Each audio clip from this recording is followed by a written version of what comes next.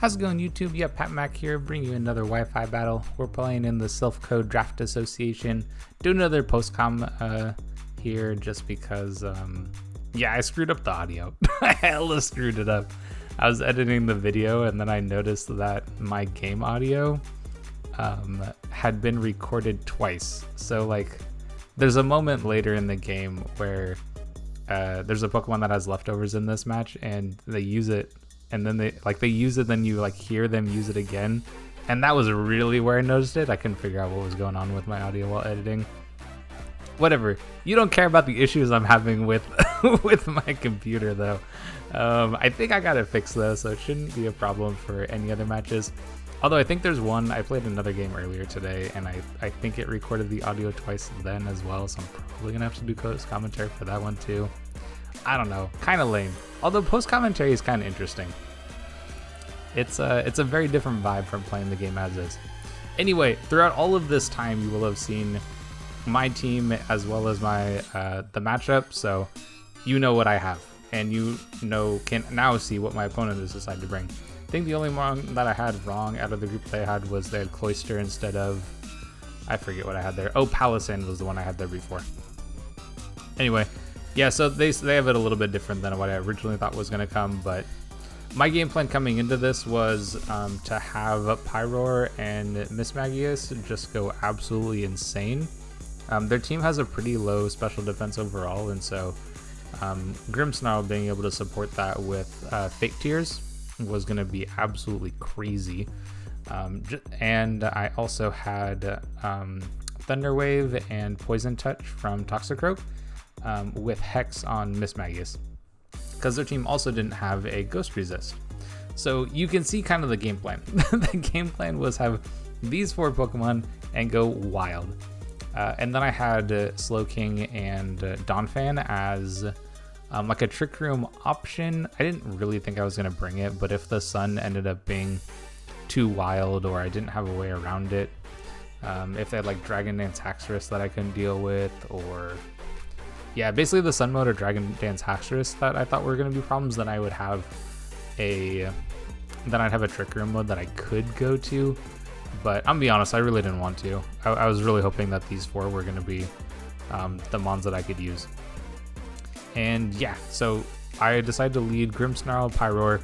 Again, just thinking that like if they lead like Lilligant, Torkoal, for example, like I resist the fire moves. I have Fake Out to stop like an After You Eruption from coming, and they don't lead that, so I'm in a pretty good spot. The only bond that is really a terror for Pyroar is the Rotom.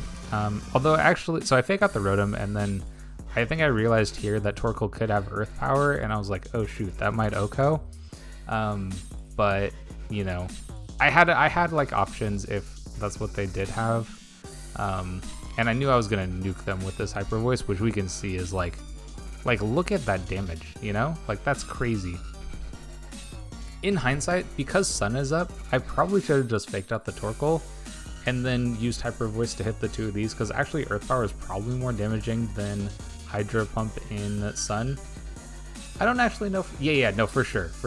Because it would have been double damage, half damage. Wait, plus stab? Okay, hold on, quick maths. So like 110 with stab would give it like, what, 55 more, so 160? No, Hydro Pump is probably still more. Okay, I stand by my decision. Stand by my decision to fake out the Rotom and then hit the, yeah, and then Hyper Voice. Anyway, so as you can see, we took the hit.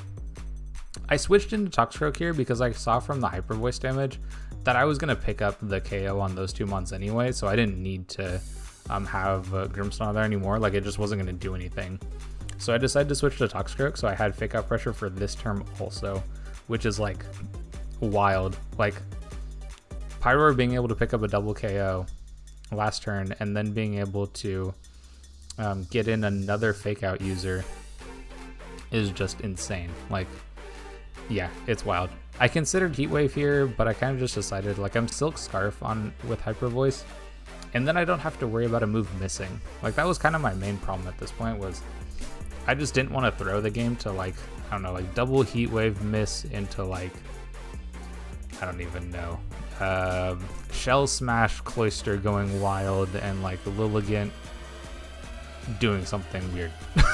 I like honestly I didn't know exactly how they were gonna necessarily get back into it, but I just didn't want to throw it all, so I just decided, let's pick the move that doesn't miss, let's get damage, and then we can finish them off. Although honestly, I think at this point, I don't think there was any way I could lose. Yeah, just because I still had double fake out pressure. I had Protects to stall out Sun. I had Thunder Wave still. I guess if Thunder Wave missed, that could be bad. Yeah, maybe if that had happened.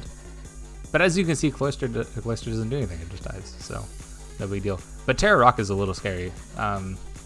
If they had like Covert Cloak, then I probably lost Lino here. But I think here I just decided, like, let's just get damage on this. I basically won game one, like I don't need to do anything fancy. Let's just hit it with stuff. And I think I just Protect here, yeah. And yeah, we're in a pretty good spot. So things are looking good. But yeah, I don't really need to do too much damage here. I think they go Terra Blast to try to take out Pyroar, which is like, I totally understand. Like Pyroar was the threat, so I get that. It took out 3 Mons. Yeah, it took out 3 Mons in this game, so I'm a big fan. I'm a big fan of this Pokemon. It's so good. Like I mentioned this when I was recording previously, but I started playing Draft League during Gen 8, so there's a couple of Mons that are new to this gen that I never played with, and Pyroar is one of them. I am quickly falling in love. Like, this cat is amazing. I'm a huge fan. Especially paired next to Grimmsnarl. Like, Grimmsnarl gives Fake Out pressure, Fake Tears pressure, and then I've used Choice Specs on Pyroar so far, I've used Silk Scarf on Pyroar so far, so like, getting a damage boosting item on this Mon, because it's pretty quick too, it's quick and it has Unnerve, right? So you don't have to worry about Pokemon trying to eat berries to stop your damage output. Oh, it also stops healing berries too. I totally forgot about that, right? Yeah, Unnerve is they can't eat berries, so like if they had a citrus berry, that couldn't have happened either. Okay, hella good. Hella good. So I think here I was talking about what I wanted to do, but honestly, I'm just running it back. I'm gonna be real, like I'm not making any changes. The onus is not on me to figure out how to deal with my lead. If they find a way, then we'll figure out how to counter their counter in game 3. But aside from that, like, what are you gonna do, right? I'm gonna fake out something. I'm gonna hyper voice something, like, we're good, you know?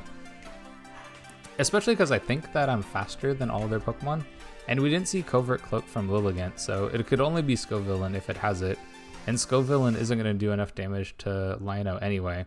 It would have to Terra, because I don't think it has coverage for fire types at all. I don't think it has coverage for fire types at all, so. Oh, it does have physical sets though, huh? I think Scovillain can be physical or special.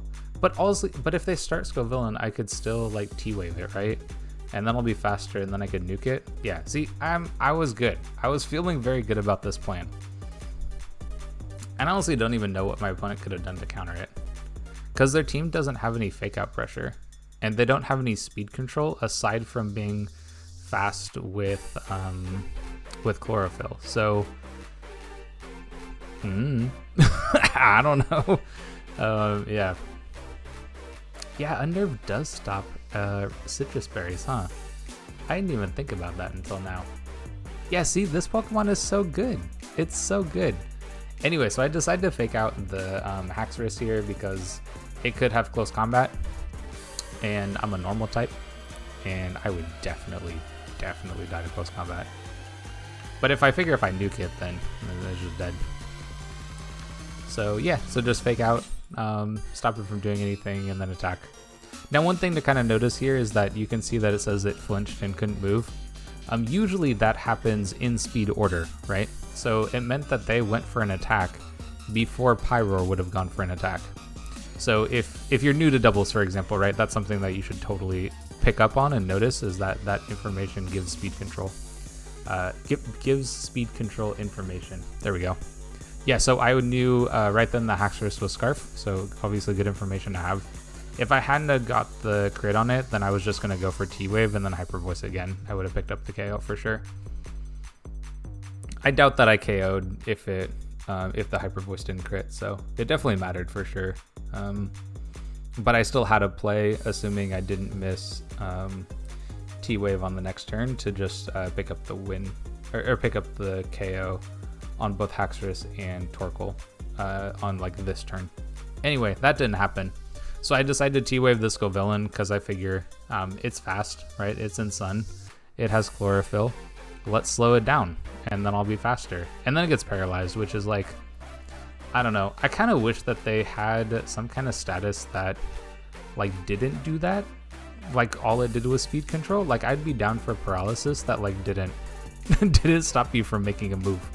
Like all it did was speed control. I'd be up for that. Anyway, so yeah, I'm at the point where I can kind of just win from here. So I fake tears the Rotom because I'm pretty sure that we should be able to do enough with a 50% boost that we just like OHKO this Pokemon, and we're definitely KOing this Govillain because we're gonna be faster than both. So I figured this is just game right here. And then Rotom lives. Do you see that sliver? The tiniest of sliver. I can't believe it lived. But luckily they don't Hydro Pump my Pyroar, they Hydro Pump Grimmsnarl. And we're in Sun also, so Hydro Pump is doing a less damage, so I'm pretty good there. Yeah. But yeah, so I considered here about Sucker Punching, but I wanted Pyroar to have more kills, because I'm pretty sure this is just a straight 4-0 Pyroar sleep. 4-0 Pyroar sweep. Yes, try saying that 4 times fast. Because it's a 4-0. Anyway, good game over to Tony Torkoal. Pyroar is insane. Grimmsnarl is insane. I'm super happy I decided to draft them together because Prankster Fake Tears alongside Pyroar's spread damage moves with boosting natures is so good. Anyway, if you'd like to see some more of our content, definitely stick around, like, subscribe, and all that stuff, and I'll catch you on the next one.